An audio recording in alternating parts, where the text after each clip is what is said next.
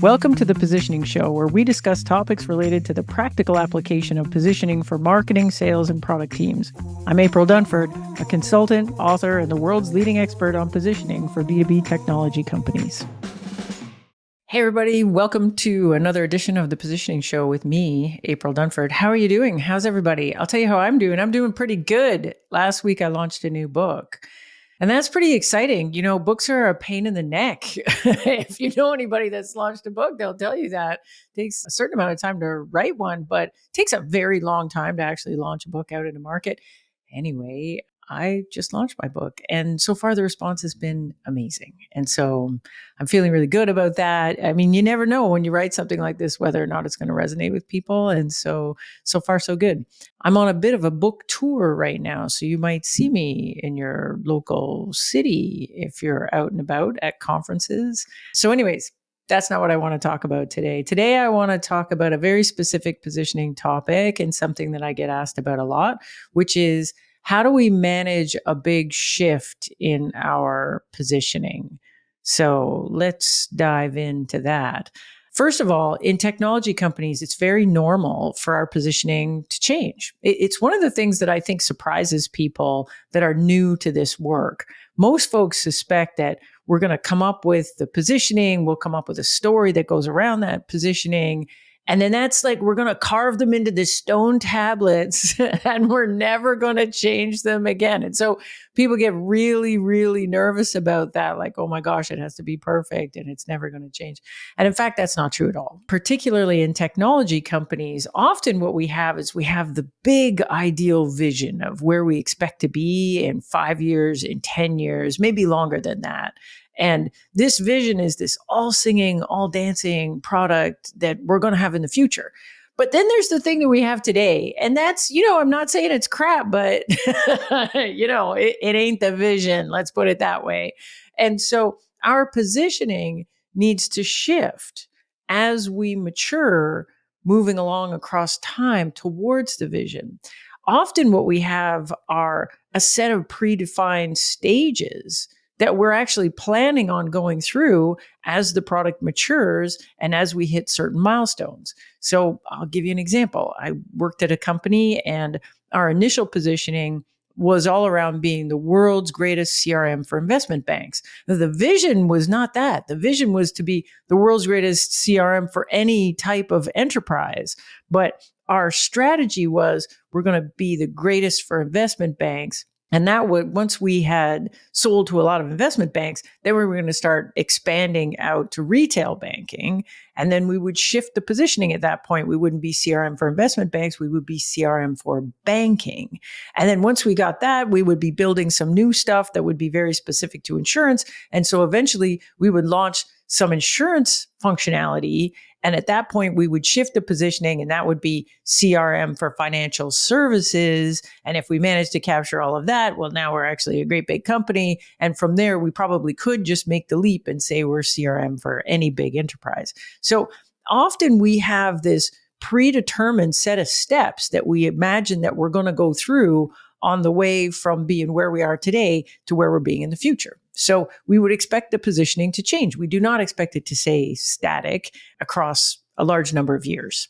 Now, that's not the only reason our positioning might change. So we'll have maybe planned changes in positioning, but a lot of times the positioning has to change for things that we simply did not plan for. Sometimes we come out with a feature that we think is going to be a little thing and it ends up being a big thing. And then we actually want to dial that up in our positioning. So that's not necessarily a planned change, but it's something that's just serendipity. And because of the market conditions or whatever's going on, we actually want to shift our positioning to take advantage of that. Sometimes we'll have things like a very common one is we make an acquisition. So we can't always plan for those acquisitions. We don't always know exactly when they're going to happen. But once the acquisition happens, in general, our positioning may shift. We're going to at least have to look at it and decide, does the positioning still make sense now that we have this extra capability underneath the umbrella of what the company can do? Positioning can change for other reasons too. Sometimes we have something that's highly differentiated from the other alternatives in the market. So we're positioning heavily around that. And then for whatever reason, our competitor catches up with us. And so what used to be differentiated value is now just value, but it's table stakes because everybody else can do it too. And so we may need to shift the positioning to take that into account. Beyond that, we may have competitors that launch something really unexpected, really new that we weren't anticipating.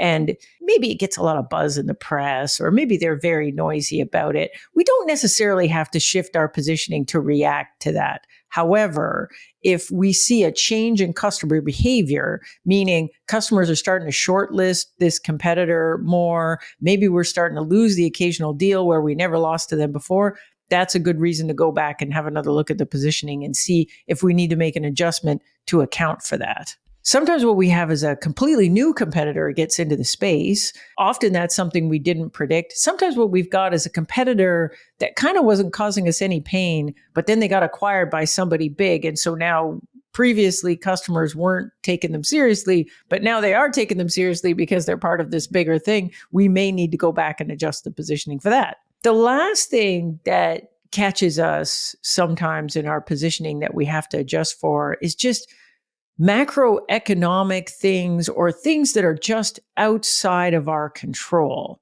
So macroeconomically, there's things like we know that a makes money value proposition works better than a save money value proposition when the economy is good and the companies we are targeting are growing. That all gets kind of turned on its head if the economy is not so great, or the companies that we're targeting are not actually in growth mode. They're more hunkered down and they're in cost cutting mode. Suddenly a save money value proposition looks a lot more appealing than a make money value proposition. So sometimes we have to account for that. The other thing that can happen that is often outside of our control is government regulation. So frequently what we'll see is a new government regulation comes along, companies start planning for that, and it changes their prioritization of things. So a little feature that used to be not such a big deal before suddenly becomes a big deal because the company actually needs that, or else they're going to get a fine, or they're going to go out of business, or something bad is going to happen. And so new government regulation might be a reason for us to go back and take another look at the positioning and potentially make a change. So the first thing we have to kind of internalize is, positioning is going to change, and it's going to change for reasons that we have planned, but there are also all these unplanned reasons that might force us to change the positioning when we weren't planning to. So the first thing we got to think about is we actually need a way to regularly check in on our positioning to make sure that something isn't happening. When I was working in-house as a vice president of marketing, I would always have a positioning check-in. I used to do this twice a year. So we'd have a cross-functional team that's working on positioning. At about every 6 months, there would be a standing meeting. We would get the gang together and we'd do kind of a speed run on the positioning. So has anything changed in the competitive landscape? Is sales seeing different competitors pop up in deals, or are we seeing competitors pop up in deals in a way that we didn't see them previously? Second thing is distinct capabilities. Have our competitors caught up with us? And so some things that we thought were differentiating are no longer differentiating. Have we released something new and that's actually big enough that maybe we want to revisit the value that drives? So we're going to do a speed run, look down that differentiated capabilities list. And ultimately what we're trying to figure out is, has our differentiated value changed? If it hasn't, we're good. We shouldn't touch the positioning. If we're not touching the positioning, we don't touch the sales pitch and we say, bye-bye, see you in 6 months. If we don't do this every 6 months, or maybe you want to do it once a quarter meeting, then what happens is things start to shift slowly and we often don't see it until it's a big screaming emergency. So we'll get this thing where, the numbers start looking funky. And then you go over and talk to sales and they say, oh yeah, we've been getting hammered by competitor XYZ for the last 6 months and nobody thought to ask about it. So we didn't know. And now we got an emergency on our hands and we got to shift some stuff. So if we're checking in regularly, that increases the chance that we're going to get an early warning on stuff that's changing in time for us to do something about it before it becomes a big problem. So some people will ask me, well, how often, like, just give me a guess, like, how often would you think your positioning needs to change? And my answer to that is nobody knows. Like, we don't know. We might have some stuff planned in. And, the world serves you up some surprises sometimes, and you don't really know how this stuff is going to go. So, for example, I worked at this company. They don't exist anymore. They're called InfoBright. We were a column oriented data store. And we had this neat positioning where we were data warehouse for machine generated data. It was pretty good positioning. It worked pretty well. We had a really tight relationship with MySQL. And so a lot of our positioning had to do with our relationship there and how nicely we played with MySQL. And if you were into MySQL, you'd be into our stuff. But then what happened was MySQL got acquired by Sun. And so that was a bit of a bummer. And that was, we had only had the positioning for a few months. So we had to kind of huddle back together and go, okay, well, does this impact our positioning? And it did a little bit. So we made an adjustment. But then fast forward a few months, we had a really good relationship with the folks at Sun. So that was going good and everyone's happy. Positioning's working pretty good. And then I don't know how many months later it was, but then Sun got acquired by Oracle. And that was very not good. Like at the time, Oracle made all these noises about how maybe we're going to kill MySQL. I don't know what we're doing with MySQL. There was all sorts of talk about we were going to have a fork in the code base. It was terrible, trust me. And we had to go back to the drawing board again. So that was 3 times in the space of maybe a year and a half where we had to adjust the positioning. And we couldn't have predicted any of that. The flip side to that is the very first product I ever worked on, which was more than 20 years ago, this embeddable database for mobile devices, which, got acquired and then got acquired again and then got acquired again. And I think is now part of SAP. A couple of years ago, I went and looked up at the landing page for that product, and the positioning wasn't all that different from the positioning that I had worked on, which was 20 some odd years ago. So who knows? We can't predict these things. I think the best way is to make sure that we have a regular check-in on it so that if something is happening, we at least have an early warning that we can have a look at it and know that there's something going on that we should reposition in response to. So the big question is, okay, so let's say we got to change our positioning. How do we do it in a way that makes it stick? I think there's a whole bunch of things that we got to think about. So the first one is, in my experience, if we are a smaller company, and when I say small, I mean privately held, like maybe we're 100 million revenue or below that or way below that. But if it's a smallish company, the CEO really needs to drive this effort. If the CEO is not driving the effort, it's not going to stick. And that's just the nature of how these things go. If marketing tries to do it on their own, for sure it isn't going to stick. If marketing and sales get together and try to do it, that's a little bit better, but you're still going to have this problem that if the CEO doesn't buy into the new positioning, it isn't going to stick because they're going to tell a different story when they're out in the world. So we really need the CEO to buy into it if we're going to try and do a change in positioning at all. If we can't get the CEO to buy into it, well, maybe the positioning doesn't actually need to get changed, or we're going to have to do something to convince that person that they need to come in and buy into this thing to change it. There's no point in working on it if the CEO doesn't buy in. Now, if you're a giant company like Google or IBM or something, it's not the CEO, it's maybe the whoever runs your division. But the person who is ultimately responsible for revenue for that product needs to be bought into this thing, because otherwise it just won't stick. We can do it, but it will end up creeping back to the original state. Second thing, and I say this all the time, I sound like a broken record, but it needs to be a team effort. So not just the CEO. We need product marketing and sales, ideally customer service. Sometimes we want development in there. We need a cross-functional team working on this thing. If we don't have a cross-functional team working on it, then the parts of the team that are not included in the work are not going to buy into it. If they don't buy into it, then they're not going to execute on it. And again, it doesn't stick. Particularly when we're doing a big shift like this, we really need to have everyone at the table. Everybody needs to get their disagreements out. Everybody needs to bring their smart ideas about how customers behave to the table. We are not only going to get a better result, but we're going to get a result that everybody is in agreement and alignment with.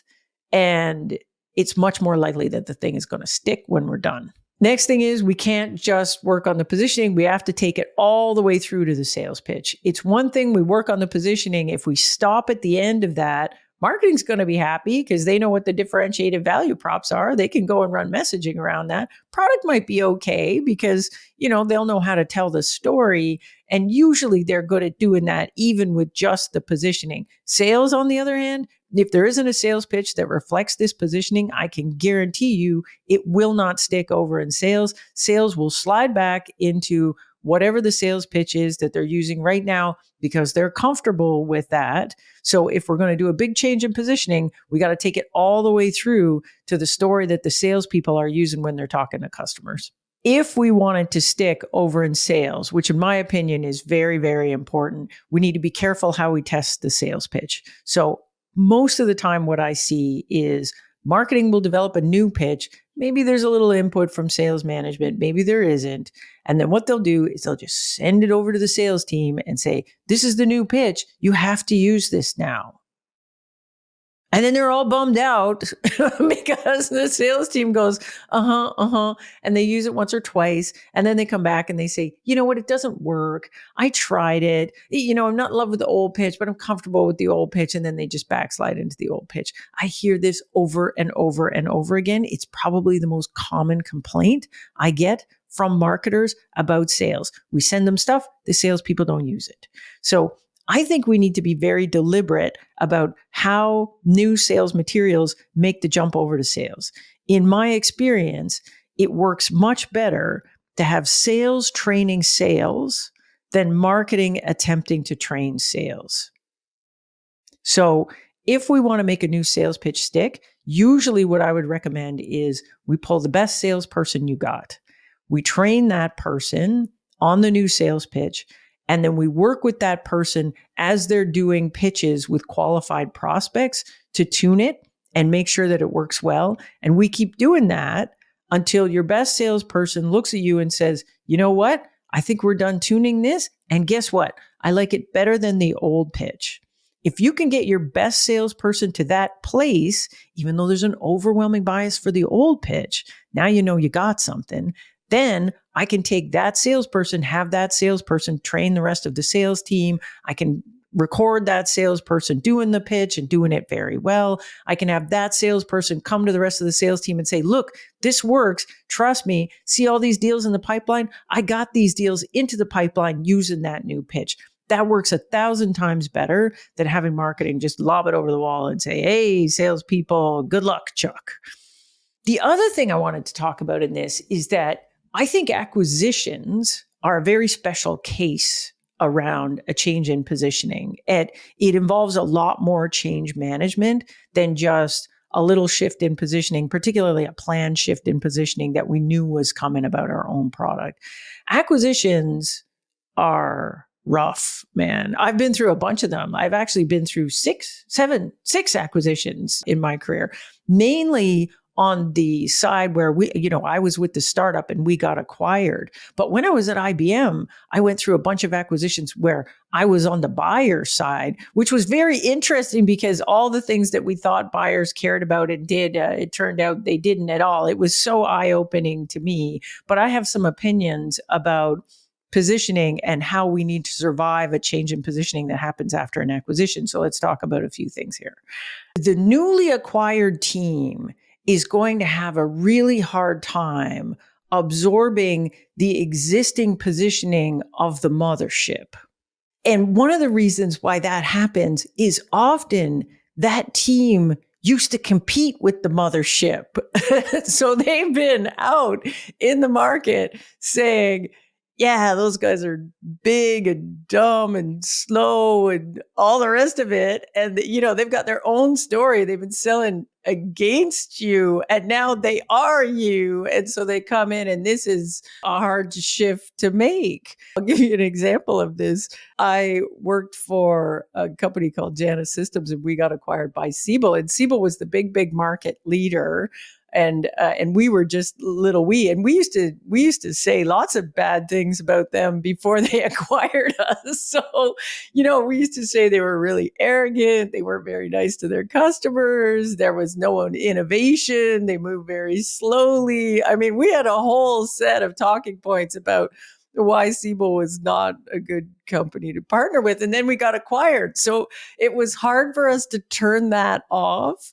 And one of the things that I appreciated was a couple of folks on the Siebel side, I think, spent some time with us to help us understand where we were maybe a little misguided in some of the things we were saying. So it turned out there was a reasonable amount of innovation going on there. It turns out, they maybe were better at servicing customers than we gave them credit for. So if you're in a situation where you're doing an acquisition like this, on the acquiring side, I think you're going to have to spend some time teaching the newly acquired team about your value propositions. And you're going to have to come with some receipts because they're maybe not going to believe everything you say, because maybe there's a perception out in the market that that is not true. And they maybe leaned into that perception when they were out in the market competing with you. So that's the first thing.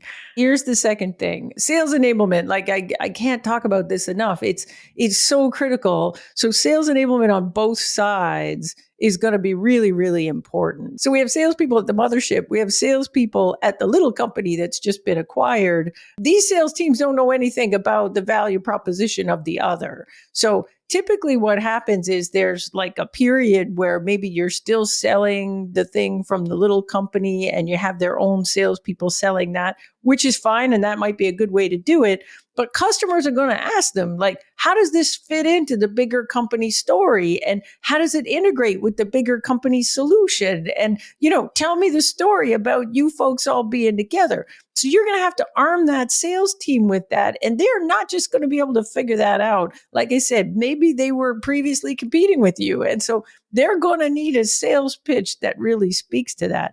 Same thing goes for the other side. The sales team at the mothership, if they're now getting compensated and expected to sell the stuff from the newly acquired company, they're going to have to understand where and when that comes in. Often you've got a situation where there's like little features of the mothership product that are actually in competition with the newly acquired thing. So everybody's going to have to be very clear. What does an opportunity for the new thing look like? What is the checklist of things that a salesperson should tick off and say, oh, if it checks these 3 boxes, we should actually be proposing this thing. So this needs to be very, very deliberate when you bring these things in together. We can't just expect that both sides are just going to figure out the positioning of the other side by osmosis. Never happens.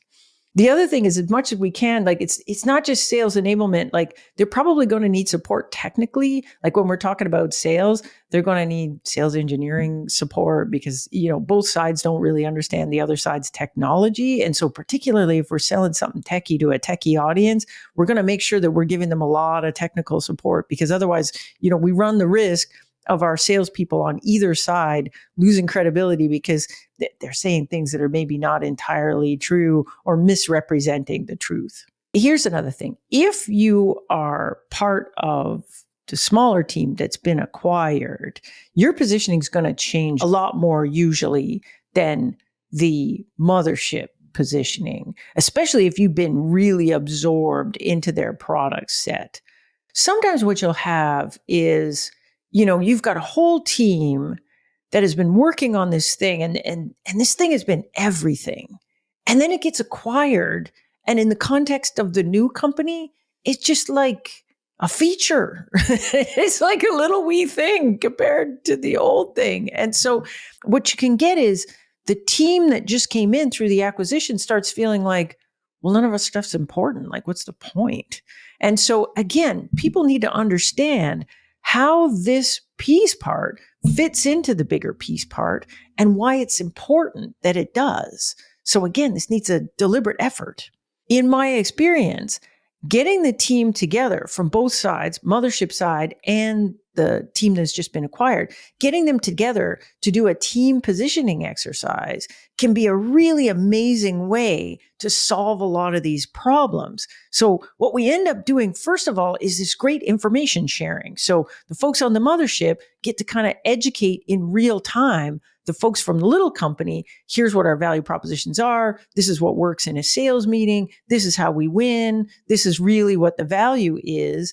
And then the folks coming from the acquired team can help educate the mothership folks on this is what we're really good at. This is the technology underneath it that makes this true. This is what customers really love and what customers don't care about so much. So that if we're all working on this thing together, everybody gets to share their information. Everybody gets a bit educated about what's happening on both sides. And it's a good way to really come to a common understanding of what does the joint positioning look like post-acquisition.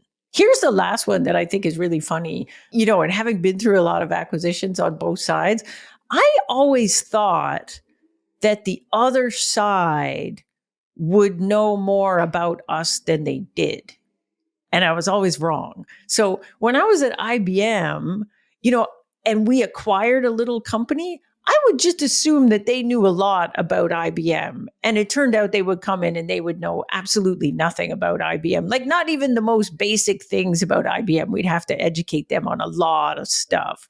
The same thing the other way, which was really surprising. Like, when I was with Jana, we got acquired by Siebel. Like, we just assumed that Siebel knew a lot about us because, they spent more than $1 billion buying us. So you don't even think that people spent a lot of time looking at us. And, I'm sure there were some people, we just never met those people or something. So we showed up and there was a surprising lack of understanding at any level of the company when we worked with them about what we were really all about. And so I think we have to acknowledge that at the beginning and then make sure that both sides make a big effort so that we can educate each other. Again, I think a joint positioning exercise is a really good excuse to get these two teams together, get both sides educated, get positioning that works on both sides. And then not only that, we take that positioning, we translate it into a sales story. Now everybody knows how to tell the story in addition to all of that. So I actually think doing some stuff post-acquisition around positioning kills a lot of birds with one stone is a really, really super valuable thing to do.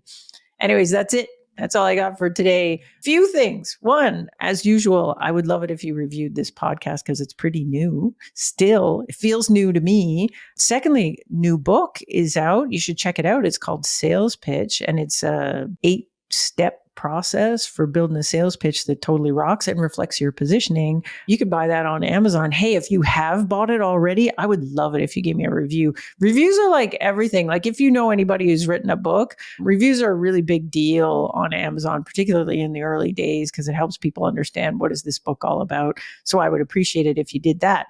The last thing is that I have shiny brand new set of templates that go with the books. So I decided to put all the templates together. I have a bunch of templates that went with the original book, which was obviously awesome.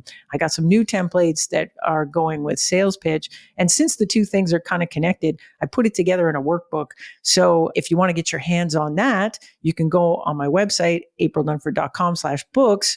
You sign up for my newsletter and you will get the code to get the workbook for free. And yeah, you should do that.